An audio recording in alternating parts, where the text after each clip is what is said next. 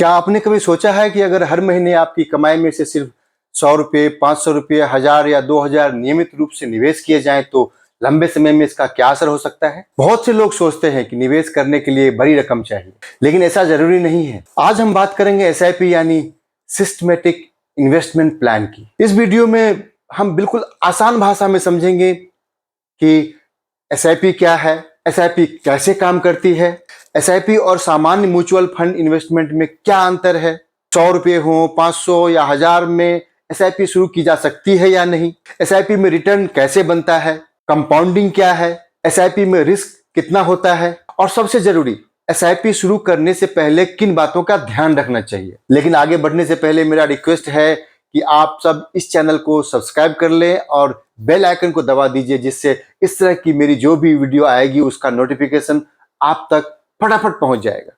और हाँ, वीडियो को अंत तक जरूर देखिए, क्योंकि आखिर में मैं आपको एक बहुत आसान उदाहरण से समझाऊंगा कि नियमित निवेश लंबे समय में कैसे काम कर सकता है। आइए समझते हैं कि एसआईपी क्या होती है। सबसे पहले बिल्कुल सरल भाषा में समझते हैं। एसआईपी का पूरा नाम है सिस्टमैटिक इन्वेस्टमेंट प्लान। एसआईपी कोई अलग इन्वेस्टमेंट प्रोडक्ट नहीं है, ये म्यूचुअल फंड में नियमित अंतराल पर पैसा निवेश करने का एक तरीका है। मान लीजिए आपने तय किया कि आपको हर महीने 1000 रुपये निवेश करना है, तो आप हर महीने एक निश्चित तारीख को 1000 रुपये म्यूचुअल फंड स्कीम में निवेश कर सकते हैं। इसी नियमित निवेश को आमतौर पर एसआईपी कहा जाता है, यानी एक बार बड़ी रकम लगाने के बजाय छोटी रकम को नियमित रूप से निवेश करना। यही एसआईपी का बेसिक कॉन्सेप्ट है। एसआईपी को एक आसान उदाहरण से समझिए। मान लीजिए आपकी मंथली इनकम 20,000 रुपये है और आप तय करते हैं कि हर महीने 1000 रुपये निवेश करेंगे। अब आपको हर महीने 1000 की एसआईपी करनी है। पहले महीने 1000 रुपये, दूसरे महीने फिर 1000 रुपये, तीसरे महीने फिर 1000 रुपये, और इस तरह लगातार निवेश चलता रहता है। देखिए, यहां सबसे महत्वपूर्ण चीज है कंसिस्टेंसी, यानी नियमितता। एसआईपी का उद्देश्य यह नहीं है कि हर महीने बाजार की दिशा का अनुमान लगाकर इन्वेस्टमेंट किया जाए, बल्कि एक तय अमाउंट को नियमित रूप से निवेश करते रहना इसका मुख्य विचार है। अब सवाल आता है कि ये पैसा आखिर जाता कहां है एसआईपी का? ये इस बात पर निर्भर करता है कि आपने कौन सा म्यूचुअल फंड चुना है। म्यूचुअल फंड में बहुत सारे इन्वेस्टर का पैसा एक पूल जैसा फंड होता है, उसमें जमा होता है। फंड का पैसा स्कीम में इन्वेस्टमेंट ऑब्जेक्टिव के अनुसार अलग अलग सिक्योरिटीज में लगाया जाता है। उदाहरण के लिए कुछ स्कीम्स इक्विटी में निवेश करती है, कुछ डेब्ट इंस्ट्रूमेंट्स में और कुछ मिश्रित पोर्टफोलियो में। इसलिए एसआईपी शुरू करने से पहले यह समझना जरूरी है कि आप किस प्रकार की म्यूचुअल फंड स्कीम में निवेश कर रहे हैं। सिर्फ यह देखकर कि कोई फंड पिछले साल अच्छा चला था, इन्वेस्टमेंट डिसीजन नहीं लेना चाहिए। एसआईपी और म्यूचुअल फंड में क्या अंतर है, यह जानना बहुत जरूरी है। यह कंफ्यूजन बहुत लोगों को होता है। म्यूचुअल फंड क्या है, एसआईपी क्या है, दोनों में क्या अंतर है? म्यूचुअल फंड एक इन्वेस्टमेंट प्रोडक्ट या स्कीम का नाम होता है, और एसआईपी उस म्यूचुअल फंड में नियमित रूप से निवेश करने का एक तरीका है। चलिए एक आसान उदाहरण लेते हैं। मान लीजिए म्यूचुअल फंड एक बस है और एसआईपी उस बस का रेगुलर पास जैसा एक तरीका है। आप हर महीने एक निश्चित अमाउंट से उस इन्वेस्टमेंट में शामिल होते रहते हैं। दूसरी तरफ अगर कोई व्यक्ति एक बड़ी रकम एक साथ म्यूचुअल फंड में निवेश करता है तो उसे सामान्यतः लमसम इन्वेस्टमेंट कहा जाता है। इसलिए याद रखिए, म्यूचुअल फंड मतलब निवेश की स्कीम, स्कीम का नाम है सिर्फ, और एसआईपी मतलब नियमित निवेश करने का तरीका।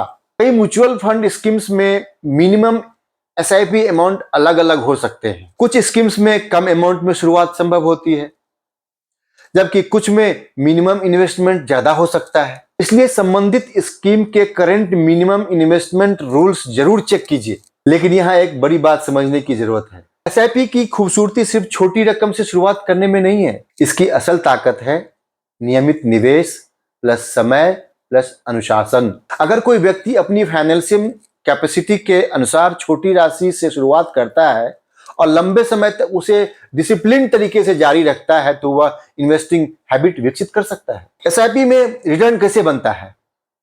अब आते हैं सबसे इंटरेस्टिंग सवाल पर। एसआईपी में पैसा बढ़ता है कैसे है? अगर आप इक्विटी म्यूचुअल फंड जैसी मार्केट लिंक्ड स्कीम में निवेश करते हैं तो आपके इन्वेस्टमेंट का वैल्यू मार्केट के साथ ऊपर नीचे हो सकता है। आपको फिक्स्ड रिटर्न की गारंटी नहीं होती। कभी मार्केट ऊपर जा सकता है, कभी मार्केट नीचे भी जा सकता है। इसलिए एसआईपी को समझते समय एक बात हमेशा याद रखें, म्यूचुअल फंड और एसआईपी में मार्केट रिस्क होता है और पास्ट परफॉर्मेंस फ्यूचर रिटर्न की गारंटी नहीं है। अब सवाल है कि फिर एसआईपी क्यों करते हैं? क्योंकि नियमित निवेश से इन्वेस्टर अलग अलग समय पर इन्वेस्टमेंट करता है। इससे वह हर महीने एक ही प्राइस पर यूनिट्स खरीदने के बजाय उस समय के उपलब्ध एनएवी पर यूनिट्स खरीदता है। रुपी कॉस्ट एवरेजिंग क्या है? एसआईपी से जुड़ा एक इंपॉर्टेंट कॉन्सेप्ट है रुपी कॉस्ट एवरेजिंग। इसे आसान भाषा में समझते हैं। मान लीजिए आपने हर महीने 1000 इन्वेस्ट करना तय किया है। एक महीने म्यूचुअल फंड का एनएवी 20 है, तो 1000 से आपको लगभग 50 यूनिट्स मिल सकती हैं। अगले महीने एनएवी गिरकर 10 रुपया हो गया, तो उसी 1000 से आपको लगभग 100 यूनिट्स मिल सकती हैं। फिर किसी महीने एनएवी 25 हो गया, तो उसी 1000 से लगभग 40 यूनिट्स मिलेंगी। यानी बाजार की कीमत बदलने के साथ आपके इन्वेस्टमेंट से खरीदी जाने वाली यूनिट्स की संख्या भी बदलती रहती है। इसे ही सरल रूप में रुपी कॉस्ट एवरेजिंग के कॉन्सेप्ट से समझा जाता है। लेकिन ध्यान रखें, यह किसी निश्चित प्रॉफिट की गारंटी नहीं है। अब आते हैं एसआईपी के सबसे चर्चित कॉन्सेप्ट में से एक पर, कंपाउंडिंग। इसे बहुत आसान भाषा में समझिए। जब आपके इन्वेस्टमेंट पर रिटर्न मिलता है और समय के साथ साथ वह रिटर्न भी आपके इन्वेस्टमेंट का हिस्सा बनकर आगे ग्रोथ में योगदान करता है, तो इसे कंपाउंडिंग इफेक्ट के रूप में समझा जाता है। इसलिए इन्वेस्टमेंट में टाइम बहुत महत्वपूर्ण होता है। मान लीजिए 2 लोग हैं, पहला व्यक्ति जल्दी इन्वेस्टमेंट शुरू करता है, लेकिन दूसरा व्यक्ति कई साल बाद शुरू करता है। देखिए, भले ही बाद में शुरू करने वाला व्यक्ति ज्यादा अमाउंट इन्वेस्ट करे और ये लंबी अवधि के फाइनेंशियल गोल्स बनाना चाहते हैं और मार्केट लिंक्ड इन्वेस्टमेंट के रिस्क को समझकर निवेश करना चाहते हैं, लेकिन हर व्यक्ति की फाइनेंशियल सिचुएशन अलग अलग होती है। इसलिए किसी भी इन्वेस्टमेंट डिसीजन से पहले अपनी सिचुएशन और जरूरत को समझना जरूरी है। एसआईपी शुरू करने से पहले ये 7 बातें बहुत जरूरी होती है। सबसे इंपॉर्टेंट हिस्सा है ये। एसआईपी शुरू करने से पहले इन बातों को जरूर समझना चाहिए। नंबर 1, गोल तय करें। नंबर 2, आप निवेश क्यों कर रहे हैं। Number 3, long term wealth creation. Number 4, education, घर, रिटायरमेंट या कोई दूसरा फाइनेंशियल गोल। गोल क्लियर होना बहुत जरूरी है। नंबर 2, टाइम की कीमत समझिए, उसकी सीमा होती है। आपको पैसे की जरूरत कब होगी, कुछ महीनों में, कुछ वर्षों में या बहुत लंबे समय बाद। इन्वेस्टमेंट का सिलेक्शन आपके टाइम की सीमा से जुड़ा होना चाहिए। नंबर 3 देखिए, रिस्क समझिए। मार्केट लिंक्ड इन्वेस्टमेंट में रिस्क होता है, इसलिए इन्वेस्टमेंट से पहले रिस्क को समझें। और उसके बाद एक इमरजेंसी फंड होता है। इन्वेस्टमेंट शुरू करने के साथ साथ इमरजेंसी के लिए पर्याप्त कैश रिजर्व रखने पर भी विचार करें। और फिर सिर्फ पास्ट रिटर्न न देखें। किसी फंड ने पिछले साल अच्छा प्रदर्शन किया, इसका मतलब यह नहीं कि आगे भी वही रिटर्न मिलेगा। और उसके बाद एक्सपेंस और अन्य चार्जेस को समझिए। इन्वेस्टमेंट से पहले स्कीम से जुड़े कॉस्ट और एप्लीकेबल चार्जेस को समझना जरूरी है। और सबसे जरूरी, नियमितता बनाए रखें। एसआईपी का फायदा डिसिप्लिन से जुड़ा है। बाजार में गिरावट देखकर घबराकर कोई भी डिसीजन लेने से पहले अपने गोल और इन्वेस्टमेंट की सीमा को याद रखें। एसआईपी में सबसे बड़ी गलती क्या है, ये जानना जरूरी है।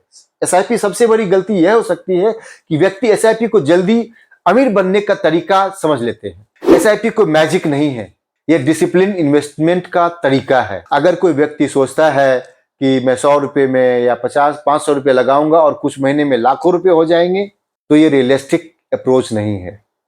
इन्वेस्टिंग में टाइम लगता है, मार्केट रिस्क होता है और रिटर्न गारंटीड नहीं होते। इसलिए एसआईपी को लॉन्ग टर्म फाइनेंशियल प्लानिंग के कॉन्टेक्स्ट में समझना ज्यादा उचित है। समझ रहे हैं आप?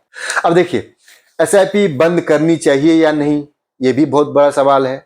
अगर मार्केट गिर रहा है और आपकी एसआईपी चल रही है, तो केवल डर के कारण तुरंत कोई डिसीजन लेना जरूरी नहीं है। लेकिन इसका मतलब यह भी नहीं है कि हर परिस्थिति में एसआईपी जारी रखनी ही चाहिए। अगर आपकी income, financial goal, risk capacity या पर्सनल सर्कमस्टांसेस बदल गई हैं, तो अपने इन्वेस्टमेंट प्लान की समीक्षा करना उचित हो सकता है। इन्वेस्टमेंट प्लान को समय समय पर रिव्यू करना महत्वपूर्ण है। और एक बात, एसआईपी और लॉन्ग टर्म की थिंकिंग, एसआईपी का सबसे बड़ा लेसन है कंसिस्टेंसी बीट्स इंपल्स। बाजार को रोज देखना जरूरी नहीं है। हर दिन यह सोचने की जरूरी नहीं कि मार्केट आज ऊपर गया या नीचे। अगर आपका इन्वेस्टमेंट लॉन्ग टर्म गोल के लिए है तो आपको अपने फाइनेंशियल प्लान के हिसाब से डिसिप्लिन्ड अप्रोच रखनी चाहिए, लेकिन रेगुलर रिव्यू भी जरूरी है।